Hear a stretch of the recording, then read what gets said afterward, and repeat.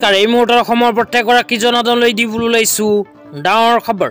তো যিসকল মানুহে এই ভিডিঅ'টোত ক্লিক কৰিছে অনুগ্ৰহ কৰি ভিডিঅ'টো স্কিপ নকৰি প্ৰথমৰ পৰা শেষলৈ চাই থাকিব, কিয়নো এইটো ভিডিঅ'ৰ মাজত মহিলাসকলৰ পৰা আৰম্ভ কৰি শিক্ষাৰ্থীসকললৈ কেইখনমান নতুন খবৰ প্ৰদান কৰিম।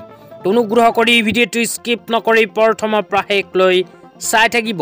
লগতে মোৰ চেনেলত নতুন হ'লে প্লিজ চেনেলটো ছাবস্ক্ৰাইব কৰি মোৰ লগত থাকিব আৰু ভিডিঅ'টো শ্বেয়াৰ কৰি আপোনালোকৰ বন্ধুবৰ্গকো চোৱাৰ কাৰণে সুযোগ প্ৰদান কৰিব। তো বলক ভিডিঅ'টো আৰম্ভ কৰি আজিৰ প্ৰথমটো গুৰুত্বপূৰ্ণ খবৰৰ বিষয়ে বিস্তাৰিত জানি লওক। আজিৰ প্ৰথমটো গুৰুত্বপূৰ্ণ খবৰ হ'ল মহিলাসকলৰ বাবে। তো মহিলাসকলৰ বাবে ইতিমধ্যে এনেকৈ এখন আপডেট আমাৰ হাতত আহি পৰিছে। তো ইয়াতে লিখা আছে উন্নয়ন আৰু বিকাশৰ ভাগীৰথী যাত্ৰা বিকাশৰ 12 দিন। অসম চৰকাৰে 12 দিনৰ ভিতৰত অসমৰ লাখ লাখ দুখীয়াসকলক কেইখনমান আঁচনিৰ সুবিধা প্ৰদান কৰিব। তাৰ পিছত লিখা আছে বিত্ত বিভাগ, অসম ক্ষুদ্ৰ বিত্তীয় প্ৰতিষ্ঠান উদগনিৰ সকাহ আঁচনি 2021ৰ তৃতীয় বৰ্গৰ ঋণধাৰকলৈ দ্বিতীয় পৰ্যায়ত নৰ্থ ইষ্ট চাৰ্টিফিকেট বিতৰণ।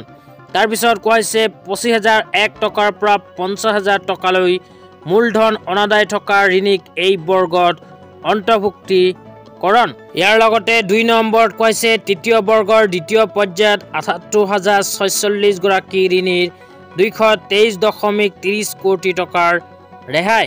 3 নম্বৰত কৈছে তৃতীয় বৰ্গৰ প্ৰথম পৰ্যায়ত 2,22,949 গৰাকী হিতাধিকাৰীক 291 কোটি টকাৰ ৰেহাই সম্পন্ন কৰিলে অসম চৰকাৰে। তো আপোনালোকে যদি মাইক্ৰ' ফাইনেন্সৰ ঋণ লৈছিল তেন্তে আপোনালোকে নৰ্থ ইষ্ট চাৰ্টিফিকেট লাভ কৰিছেনে নাই এইটো ভিডিঅ'ৰ কমেণ্ট বক্সত কমেণ্ট কৰি জনাই দিব। তো অসম চৰকাৰে ইতিমধ্যে মাইক্ৰ' ফাইনেন্সৰ ঋণ লোৱা মহিলাসকলক দ্বিতীয় পৰ্যায়ত নৰ্থ ইষ্ট চাৰ্টিফিকেট বিতৰণৰ কাম আৰম্ভ কৰিছে। তেতিয়া আপোনালোকক দিবলৈ লৈছোঁ আজিৰ দ্বিতীয়টো খুবেই গুৰুত্বপূৰ্ণ খবৰ। অনুগ্ৰহ কৰি ভিডিঅ'টো স্কিপ নকৰি প্ৰথমৰ পৰা শেষলৈ চাই থাকিব। তো আজিৰ দ্বিতীয়টো গুৰুত্বপূৰ্ণ খবৰ হ'ল চাহ জনজাতি শিক্ষাৰ্থীসকলৰ বাবে। তো চাহ জনজাতি শিক্ষাৰ্থীসকলৰ বাবে এখন বিশেষ আপডেট আমাৰ হাতত আহি পৰিছে। তো আপডেটটো আপোনালোকক পোনপটীয়াকৈ মোবাইল স্ক্ৰীনৰ সহায়ত দেখুৱাই দিছোঁ। তো আপোনালোকে মোবাইল স্ক্ৰীনত চাব পাৰিছে বিজেপি আসাম প্ৰদেশৰ ফালৰ পৰা এনেকৈ এখন আপডেট প্ৰদান কৰিছে।